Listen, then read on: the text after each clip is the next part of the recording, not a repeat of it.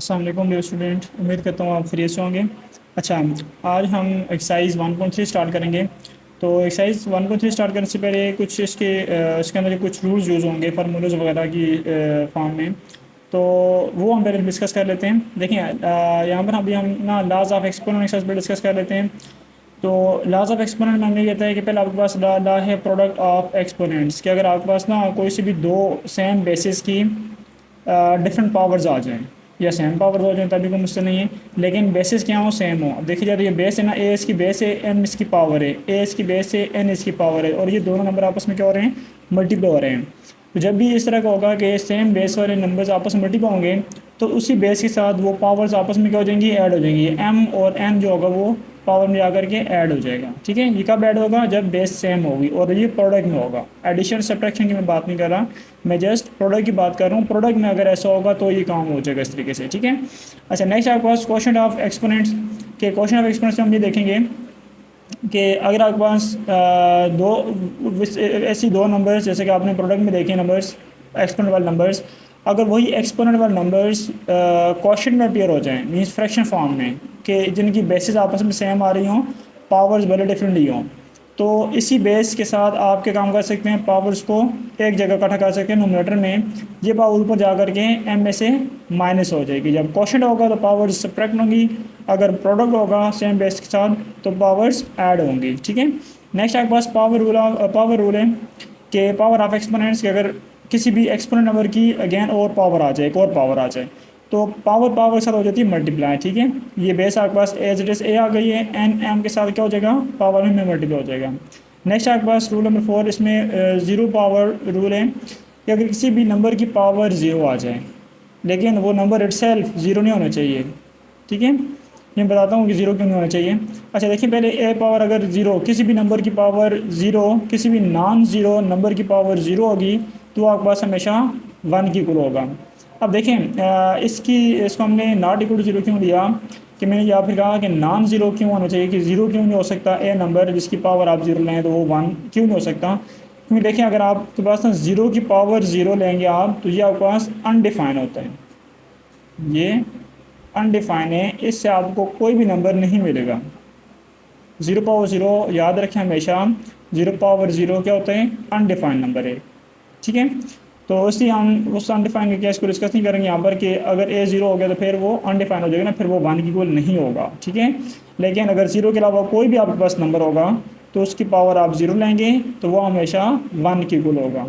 अच्छा नेक्स्ट आपके पास rule number 5, किसमें कहता है कि नेगेटिव एक्सपोनेंट रूल, कि अगर आपके पास किसी भी नंबर की पावर में नेगेटिव साइन अपीयर हो जाए, तो फिर आप क्या काम करते हैं, उसको आप रेसिप्रोकल में जब शिफ्ट कर लेते हैं तो उसका साइन पॉजिटिव हो जाता है, और अगर डिनोमिनेटर में ऑलरेडी नेगेटिव आ रहा होता है तो फिर उसको ऊपर ले जाते हैं तब भी साइन पॉजिटिव आ जाता है। नेक्स्ट आपके पास रूल नंबर 6, इसमें distributive law of exponents over multiplication है, कि अगर आपके पास ये हो जाए कि दो नंबर्स का product and whole power n है। ठीक है, तो इसमें आपने काम नहीं करना है कि इन दोनों पावर्स की को आपने जो होल पावर है ना इन दोनों नंबर्स की, तो होल पावर है ना, इस होल पावर को आपने दोनों नंबर्स के ऊपर सेपरेट डिस्ट्रीब्यूट कर देना है। तो मतलब ए की पावर भी एन आपने लगा देनी है, जबकि बी की पावर भी एन को सेपरेट डिस्ट्रीब्यूट कर लेना है। तो ये आपके पास अगर दो नंबर्स का प्रोडक्ट एंड होल पावर कुछ हम नंबर पावर आ रहे होगी एन, तब आप भी काम करेंगे। ठीक हो गया। नेक्स्ट देखिए, रूल नंबर 7 में कहते हैं कि distributive law of exponent over division, अगर ऐसे ही काम डिवीजन में हो जाए कि किसी क्वेश्चन का होल पावर सम नंबर एन आ रही है, तो फिर आपने क्या काम करना है कि ए की पावर और बी की पावर को आपने दोनों पे फिर से डिस्ट्रीब्यूट कर लेना है, दोनों पे अलग अलग डिस्ट्रीब्यूट कर लेना है। ठीक है, ए की पावर सेपरेट हो जाएगी एन, और बी की पावर सेपरेट हो सकती है एन, इस तरह। अच्छा नेक्स्ट आपके पास इसके रेडिकल्स की भी रूल्स है कुछ, उसको भी डिस्कस कर लेते हैं थोड़ी सी।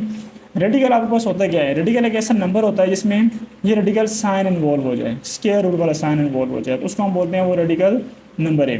अब इस रेडिकल के अंदर देखे जाएँ तो ये यहाँ पर लिखा हुआ है, देखें जाए मैं तो अगर यहाँ पर अपीयर कर लूँ कोई नंबर सी लिख लेता हूँ। ठीक है, अब सी जो है वो क्या हो रहा है, C multiplied by this radical number. अब सी जो है वो मल्टीप्लाई हो रहा है, सी का मतलब ये नहीं है कि सी इसका इंडेक्स है। अब जब इंडेक्स होगा, देखें इंडेक्स क्या होते हैं, जब स्क्वायर रूट के इस कॉर्नर में यहाँ पर पड़ा नंबर जो होगा, जो भी बड़ा नंबर होगा उसको हम बोलेंगे वो इसका इंडेक्स है। और ये जो साइन आपको नज़र आ रहा है स्क्वायर रूट का साइन, इसको हम बोलते हैं ये रेडिकल साइन है। जबकि इस रेडिकल के अंदर जो नंबर पड़ा होगा, जो कुछ भी होगा, उसको हम बोलेंगे वो रेडिकेंड है। ठीक हो गया। अब अगर ऐसा नंबर आ जाए, मैं कहता हूँ कि 5 स्क्वायर रूट 3, तो अब इसके अंदर देखा जाए तो ये 5 इसके इस वाले कॉर्नर के अंदर नहीं पड़ा हुआ, ठीक है, यहाँ पर नहीं है, इसलिए ये 5 इंडेक्स नहीं बनेगा। 5 क्या हो रहा है, इस रेडिकल वाले नंबर से मल्टीप्लाई हो रहा है, ठीक है। तो 5 मल्टीप्लाई हो रहा है इसके साथ, क्योंकि अगर ये 5 इंडेक्स बनता ना तो ये 5 इस तरह लिखा होता। 5 अगर इंडेक्स होता तो ये इस कॉर्नर के अंदर एडजस्ट हुआ होता। अब इन दोनों में ये बहुत ज़्यादा फ़र्क है। यहाँ पर 5 जो है वो इससे मल्टीप्लाई हो रहे हैं इस रेडिकल साइन रेडिकल नंबर से, यहाँ पर 5 जो है इस रेडिकल का इंडेक्स है, ठीक है। इसमें खास ख्याल रखना, ठीक है। ये पता चल रहा होता है कि ये 5 मल्टीप्लाई हो रहा है या 5 इसका इंडेक्स है, उस तरह से। तो ये सी मैंने यहाँ पर जो नंबर लिया, ये सी जो है वो रेडिकल से चूँकि बाहर है, इसलिए ये सी मल्टीप्लाई हो रहा है इस रेडिकल नंबर से, रेडिकल से।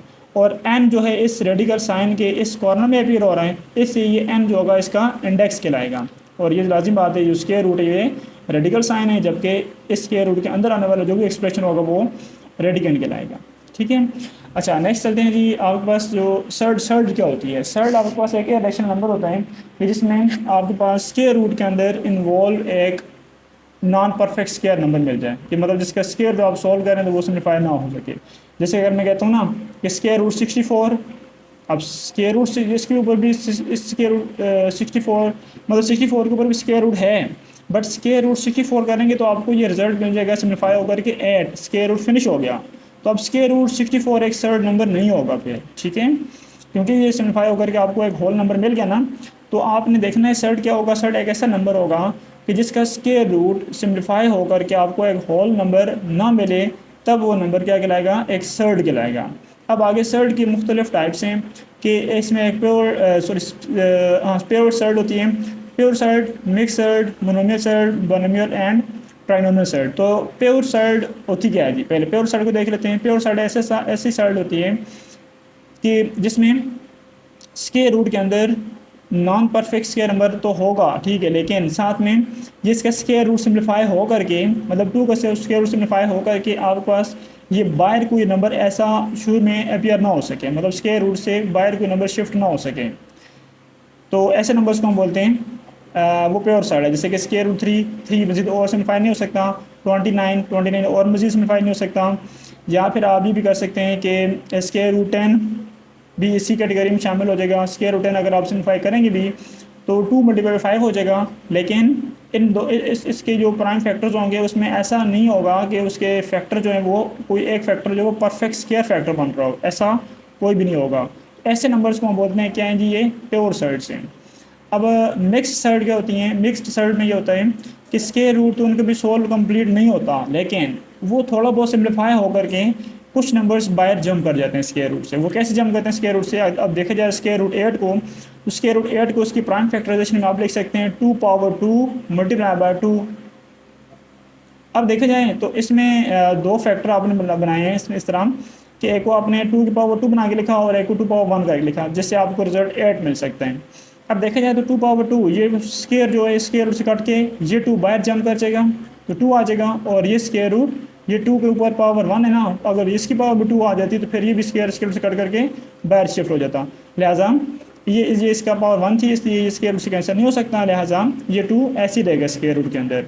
तो ये जो अब आपके पास नंबर है ये भी अभी स्टिल जो है स्क्वायर रूट इसके ऊपर भी इन्वॉल्व है, लेकिन इस ये सिम्प्लीफाई होकर के कुछ नंबर जो हैं वो परफेक्ट स्क्वायर मतलब इसके फैक्टर आ रहे थे, तो उस सेंस में वो नंबर स्क्वायर रूट से बाहर चले गए। तो अब ये 2 स्क्वायर रूट 2 जो बन गया, इसका मतलब ये है कि ये जो नंबर है अब ये एक कौन से टाइप्स के साथ रिलेट कर रहे हैं, कौन से सर्ड के साथ रिलेट कर रहा है, ये मिक्स्ड सर्ड के साथ रिलेट कर रहा है।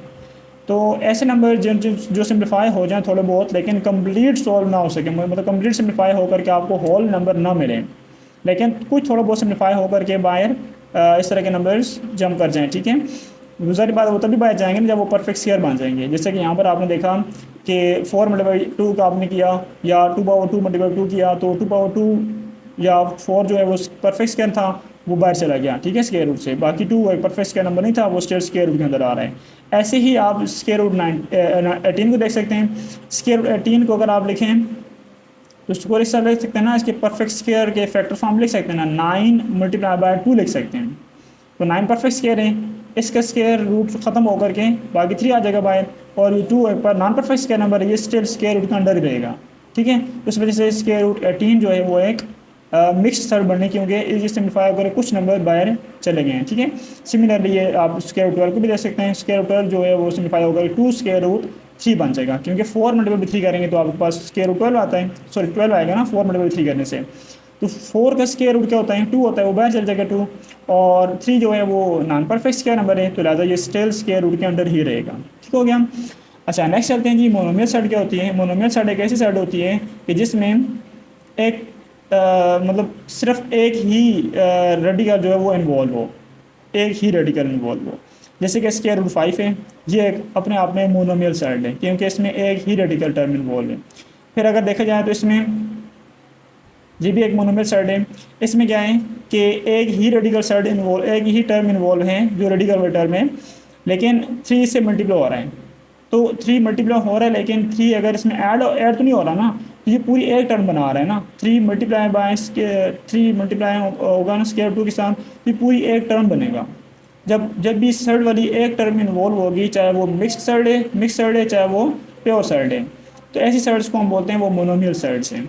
नेक्स्ट बाइनोमियल सर्ड्स कौन सी होती हैं, ऐसी सर्ड्स जिसमें 2 मोनोमियल सर्ड का सम या डिफरेंस आ जाए, या फिर एक मोनोमियल सर्ड हो और एक बीच में कोई भी रियल नंबर हो सकता है। ठीक है, कोई भी रियल नंबर हो सकता है और साथ में कोई भी उसका मतलब कोई भी रैशनल नंबर, किसी रैशनल नंबर का, और साथ में एक मोनोमियल सर्ड का सम या डिफरेंस इस तरह भी हो सकता है। जैसे कि 2 + √3, ये भी एक monomial surd, sorry binomial surd है, ये भी एक बाइनोमियल सर्ड है। ठीक है। अच्छा, नेक्स्ट है कि ट्राइनोमियल सर्ड कौन सी होती है, ऐसी सर्ड जिसमें 3 सर्ड्स शामिल हो जाएं, या 2 सर्ड्स हों, सर्ड टर्म हों, और साथ में एक रैशनल नंबर आ जाए, तो हम बोलते हैं कि ऐसी सर्ड कौन सर्ड होती है, ट्राइनोमियल सर्ड होती है। अच्छा, अभी हम नेक्स्ट जो है वो एडिशन एंड सब्ट्रैक्शन रूल्स की बात कर लेते हैं। किसी भी 2 सर्ड्स की एडिशन और सब्ट्रैक्शन के रूल्स क्या होंगे, और मल्टीप्लिकेशन और डिवीजन के रूल्स क्या होंगे सर्ड्स के। तो मतलब 2 सर्ड्स, 2 या 2 से ज़्यादा सर्ड्स को अगर आप ऐड करना चाहें या सब्ट्रैक्ट करना चाहें या मल्टीप्लाई या डिवाइड करना चाहें, तो कौन कौन से रूल्स होंगे जिनको आपने मद्देनज़र रख करके तो उनके एडिशन सब्ट्रैक्शन, मल्टीप्लिकेशन या डिवीजन परफॉर्म करनी होगी। तो सबसे पहले देखते हैं जी, अगर आपको पता है कि रेडिकल फॉर्म में नंबर कौन सा होता है, nth रूट ऑफ a वाला नंबर। अब एडिशन और सब्ट्रैक्शन 2 सर्ड्स की आप तब भी परफॉर्म कर सकते हैं कि जब वो दोनों 2 या 2 से ज़्यादा सर्ड्स होंगे वो आपस में क्या हों, सिमिलर सर्ड्स हों। अब सिमिलर सर्ड्स कौन सी सर्ड्स होती हैं, ऐसी सर्ड्स कि जिनका इंडेक्स और रेडिकेंड आपस में सेम हो। अब यहाँ पर मैं 2 सर्ड्स कंसिडर किए ना इस पहले वाले पार्ट में, कि 4 मल्टीप्लाई हो रहे हैं 5th रूट ऑफ 8 है, तो इसको हम लिख सकते हैं, मतलब ये जो है ना इसके अंदर 5 इंडेक्स है और 8 इसका रेडिकेंड है। नेक्स्ट 9 5th रूट ऑफ 8 मैंने लिया कि इसका भी इंडेक्स 5 है और रेडिकेंड 8 ही है, जैसे कि इधर था ना 8 रेडिकेंड एंड 5 इंडेक्स, इधर वैसी इधर भी 8 रेडिकेंड है और 5 इसका इंडेक्स है।